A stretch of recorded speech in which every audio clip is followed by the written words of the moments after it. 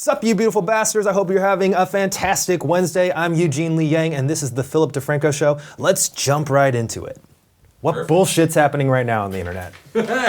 What motherfucking bullshit's happened over the past week? Did the Paul brothers do some bullshit? And just like that, another week, another host that I have to fire from the Philip DeFranco Show. Eugene cursing in the first 30 seconds of the video, which pretty much guarantees that this video would be demonetized. I see you sabotaging my show, sir. That said, firing aside, if you'd like to watch my brand new podcast with Eugene Lee Yang, A Conversation With, I actually just uploaded that right before this video. It's over on my brand new channel, youtube.com/aconvowith. It'll be one of the top links down below. And I invited Eugene on the podcast, and I even mentioned this to him, because in the past, I had hated on him, and then the more that I had learned about him, the more I was like, oh, this is a really interesting guy I'd like to talk to. And that's exactly what we did. We ended up talking for like 2 hours straight. It was a really fun time. I highly recommend you check it out. But with that said, buckle up, hit that like button, and let's just jump into it. And the first thing is a quick thing. It's also a little bit odd. Honestly, I hate that I'm even having to say it. If there are any stories today that stand out to you, you think are meaningful, need to be shared, please share them. Just because some of the content included in the show is of sometimes the kind that get shows like this suppressed, but I also don't want to let that situation be a reason that I do not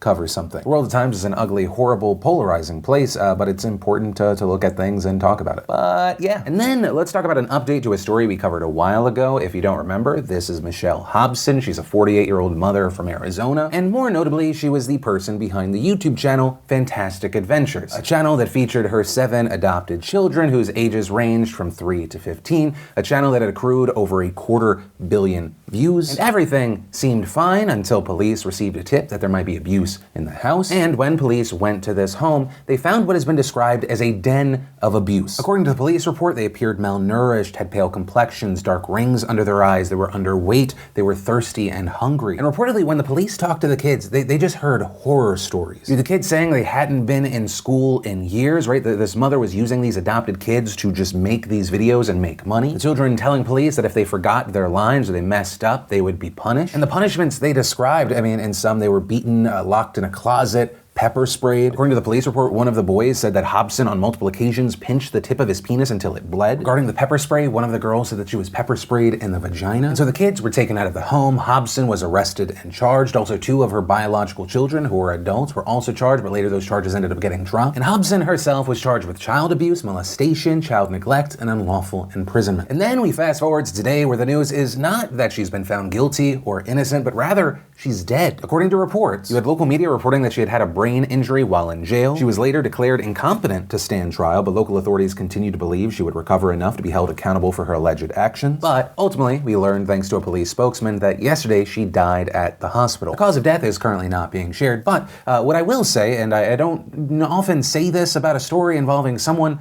that died, good. There's a special kind of hatred that I have for child abusers, and for some reason it just feels like today the world is just a slightly bit better off. Yeah, and I guess my final thoughts on this is I hope that the children that were abused in this household, that they're one day able to live normal lives. And the person that's supposed to care for you and love you the most in this world is the person just inflicting pain upon you. That unfortunately has a long-term effects. But you can't hurt anyone else now, and I guess that's where this story ends. And then let's talk about Hong Kong. Obviously, these protests have been raging in Hong Kong for about 6 months now. And we've been covering the situation on and off. I think more recently, you had the whole NBA, Blizzard selling out to mainland China controversy. But we haven't really gone back to what's been happening on the ground in Hong Kong. I think one of the last times was back in early October. We talked about the situation around a riot police shooting of an 18-year-old protester. Also, a few days later, a 14-year-old ended up getting shot in the leg. And we've talked about the escalating violence in these protests, but now there's been a death. Last Monday, you had protesters demonstrating at a parking garage. Police tried to break that crowd up, but as they did, reportedly, a student by the name of Alex Chow fell from the structure, sustaining head and pelvis injuries and then being rushed to the hospital. However, later that week on Friday, Chow ultimately ended up dying from those injuries. So later that same day, we saw students at Chow's university holding a vigil and an on-campus march for him. There were also other vigils held across the city, including at the parking garage where Chow fell. You also had protesters calling for an investigation into the use of force by riot police, which has actually been one of the 5 key demands of the these protesters. Also, as some protesters called for revenge because of this, some of the demonstrations that night once again became violent. And just this past Monday, we saw another protester shot several times, this time at point-blank range. You had police shouting that the officer who shot him was a murderer. That officer then doused the crowd with pepper spray. That same day, some protesters ended up setting a different man on fire. This after he reportedly yelled at them, telling them that they lacked patriotism for mainland China. And following these instances, you had hospital officials saying that both of these men were in critical condition. And all of that then brings us to what happened yesterday afternoon when students at the Chinese University of Hong Kong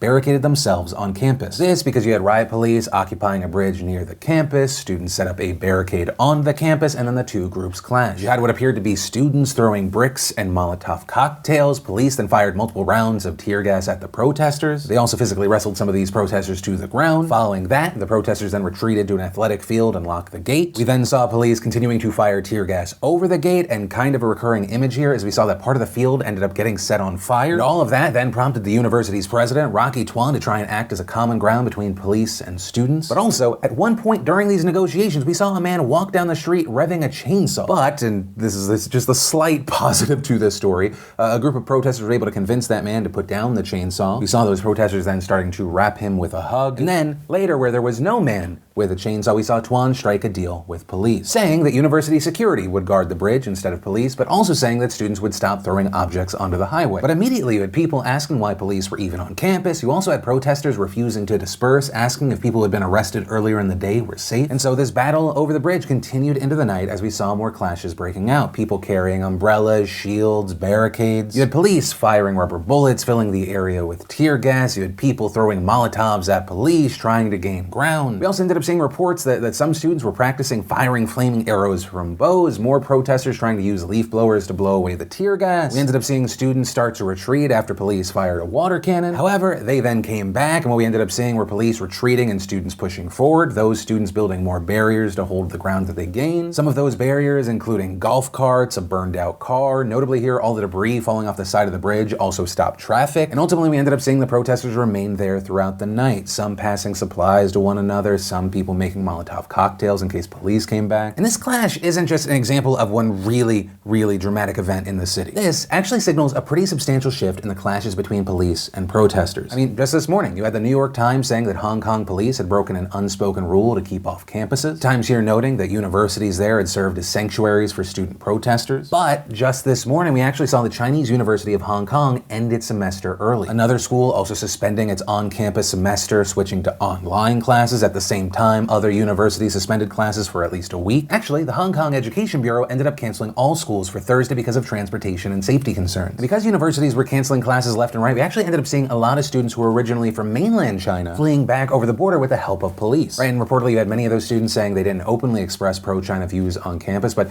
they even felt like they should avoid talking loudly in Mandarin, which is the main language in China. Right, so there was that, but then also on the other side of the border, we saw hotels offering those students free rooms. Some of those hotels were even reportedly near capacity with students today. Right, and so with all these clashes, the escalation, the fear in the air, it's important to talk about what the government in Hong Kong is doing and what mainland China is doing. Right, and as far as the government, last month, the extradition bill that sparked all of these protests was finally formally withdrawn. But of course, as we've talked about before, this has become something much bigger. You have protesters calling for complete amnesty or retraction of the official characterization of the protests as riots and the resignation of Chief Executive Carrie Lam. Which on that note, on November 24th, Hong Kong is scheduled to hold elections. However, Hong Kong has also barred a prominent pro-democracy activist from running, so even those haven't been without controversy. Other pro-democracy lawmakers and candidates have been arrested. One pro-China lawmaker was actually stabbed. But also because of all of this violence, there's some talk that these elections might not end up happening. You know, you've had Lam saying that she will do everything possible to ensure that elections are fair and safe, but yesterday she said that the government, quote, hopes that the election can continue as planned. Also yesterday, the pro-China newspaper, The People's Daily, which has really acted as a mouthpiece for Beijing, said that elections should only proceed if calm is restored to Hong Kong. But ultimately, that is where we are with the situation right now. It'll be interesting to see what continues to happen in the streets, what is going to happen with these elections. It's a really crazy time, and of course, with a story like this, I would love to know your thoughts on it. But from that, I want to share some stuff I love today in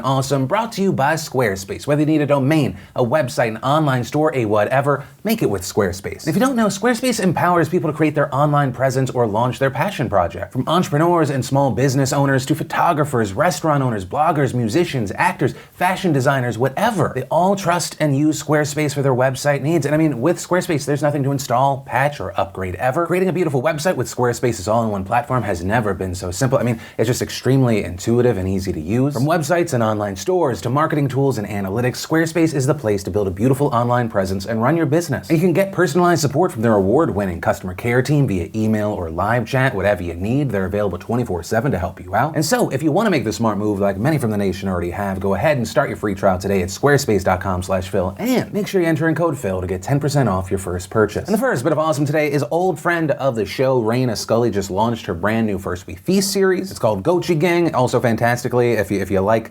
food awesome, it has Claire from Bon Appetit. Then we had Glamour giving us a fashion expert fact-checking Mulan's wardrobe. We got 10 things Dan Levy can't live without. Side note, thank you to everyone that recommended Schitt's Creek when I was asking for new shows to watch. Cosmo gave us David Dobrik versus Iggy Azalea. The Infographic Show gave us What Happens to You Just Before You Die. And if you want to see the full versions of everything I just shared, the secret link of the day, really anything at all, links as always are in the description down below. And then let's talk about something that it appears that almost every Republican politician is calling boring, like to the extent that it feels like it's almost a talking point they've been given. Let's talk about the impeachment hearings. Now, a big note here before we move forward is that it is actually still happening as I'm recording this video. It is possible and likely we won't cover all of the highlights because some may happen after I film, but with that said, here we go. So, for those who have not yet what Donald Trump said to do, read the transcript, which, by the way, as that unclassified document says on itself, is a memorandum of telephone conversation where it says, caution, this is not a verbatim transcript of a discussion. The text in this document records the notes and recollections of Situation Room duty officers and NSC policy staff assigned to listen and memorialize the conversation in written form as the conversation takes place. A number of factors can affect the accuracy of the record. Also, even with that noted, what is included in this not verbatim transcript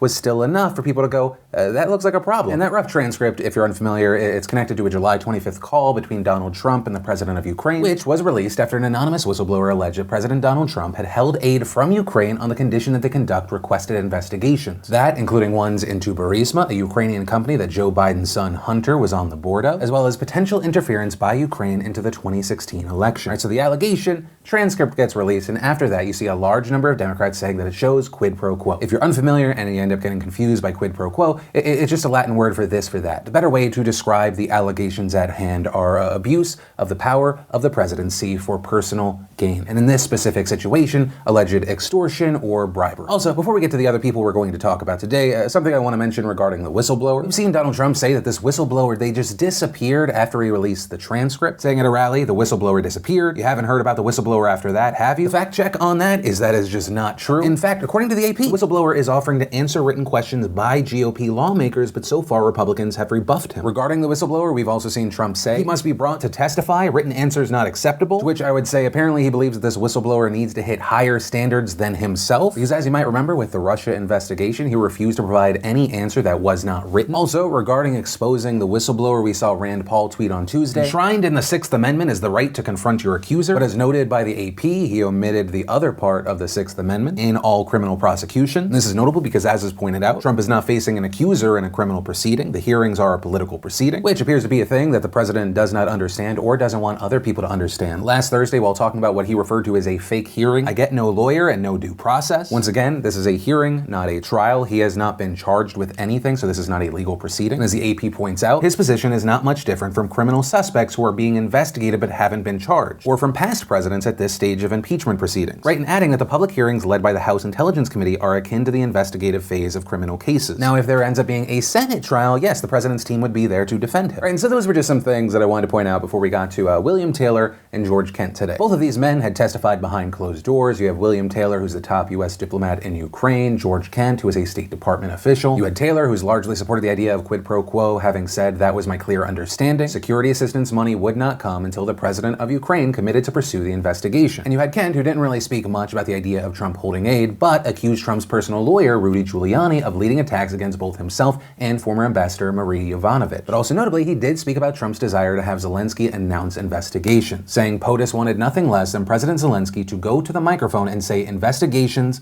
Biden, and Clinton. And so we get to the hearings and the questioning today, and as expected, some of what's being said today has already been previously said. Notably though, the setting is different. You can always expect more people to watch something than read something. And as far as some of the things that we've seen, you had Taylor mentioning an overheard phone call between Trump and EU Ambassador Gordon Sondland, who notably has also testified behind closed doors. This overheard phone call pertaining to the investigations, as well as saying that Trump cared more about the investigation into Biden than he did about Ukraine. The member of my staff could hear President Trump on the phone asking Ambassador Sondland about the investigations. Ambassador Sondland told President Trump the Ukrainians were ready to move forward. Following the call with President Trump, the member of my staff asked Ambassador Sondland what President Trump thought about Ukraine. Ambassador Sondland responded that President Trump cares more about the investigations of Biden. Also, on the note of Biden and the allegations from Trump, we saw this moment happen. Now, at the time of this call, Vice President Biden was the frontrunner for the Democratic nomination in the 2020 election. And Mr. Krent, are you familiar, as you indicate in your opening statement, about these allegations related to Vice President Biden? I am. And to your knowledge, is there any factual basis to support those allegations? None whatsoever. When Vice President Biden acted in Ukraine, did he act in accordance with official U.S. policy? He did. You also had Kent calling the investigations politically motivated, saying that he disagreed with their nature. In mid-August, it became clear to me that Giuliani's efforts to gin up politically motivated investigations were now infecting U.S. engagement with Ukraine. He also later added, As a general principle, I do not believe the United States should ask other countries to engage in selective, politically associated investigations or prosecutions against opponents of those in power, because such selective actions undermine the rule of law, regardless of the country. He also denied that there was any factual basis in the theory that Ukraine interfered with the 2016 election. And to your knowledge, is there any factual basis to support the allegation that Ukraine interfered in the 2016 election? To my knowledge, there is no factual basis, no. And in fact, who did interfere in the 2016 election? I think it's amply clear that Russian interference was at the heart of the interference in the 2016 election cycle. We also saw this kind of viral clip where we saw Representative Jim Jordan accusing Schiff of knowing who the whistleblower is, which Schiff quickly denied. You are the only member who knows who that individual is, and your staff is the only staff of any member of Congress who's had a chance to talk with that individual. We would like that opportunity. When might that happen in this proceeding today? First, as the gentleman knows, that's a false statement. I do not know the identity of the whistleblower, and I'm determined to make sure that identity is protected. Another thing we saw was Republican Representative John Ratcliffe saying if House Democrats impeach President Trump for a quid pro quo involving military aid, they have to call President Zelensky a liar. This because President Zelensky has said that he did not feel pressure. But also regarding that, you had Taylor saying that it would be a sign of weakness for Zelensky to acknowledge to Ukrainians that he capitulated to a foreign leader, and that the electorate pays very close attention to U.S.-Ukraine relations. Right, essentially the argument being, why would we expect President Zelensky to say, yeah, Donald Trump was making me his bitch? Right, Ukraine's in this weird and dangerous dance with the United States and Russia. We also saw Republican Representative Will Hurd do what supporters of the president have been doing, trying to associate or label what these testimonies have really identified as specific quid pro quo as a general, wider anti-corruption statement. Have we seen whatever this anti-corruption statement we wanted the Ukrainians to make? Are you referring to the statement that was being negotiated between Kurt Volker, Gordon Sondland, and Andrei Yermak? Yes. That was not an anti-corruption statement, sir. What was the statement?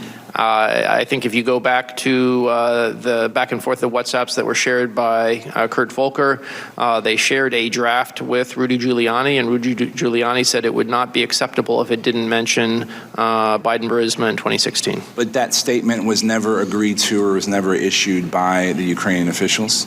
Is that correct? No statement of that sort was issued, correct. Right, and that last note that he hit on is part of the Trump defense. Right, Ukraine never did the things that were being requested. Right, Ukraine never ended up publicly saying these things. But we've seen the counter argument to that is if you attempt a crime, it is still a crime. Right, you as an American can be found guilty for things like attempted murder, attempted robbery. And as of recording this video, that's some of the highlights. Once again, this is still developing, which actually on the note of more to come on Friday, Yovanovitch is set to testify. Also more witnesses are likely to be called. Republicans also want to subpoena the whistleblower to testify, though reports say a motion for that was tabled today. But for now, we're gonna have to wait to see what happens next. Most likely the way that this ends, in my opinion, and this isn't an outlier, the House will impeach Trump and he'll survive the Senate. And unless the Senate, incorporates secret voting, I really don't see any way that Trump doesn't survive this. And so that's why I think in large part this is ultimately a show for America. And understand, that shouldn't take away from the seriousness and concerning nature of these allegations. But I very much see this, because so many people are already in their own camps, as swing voter theater. And as far as what happens next, if it's effective or not,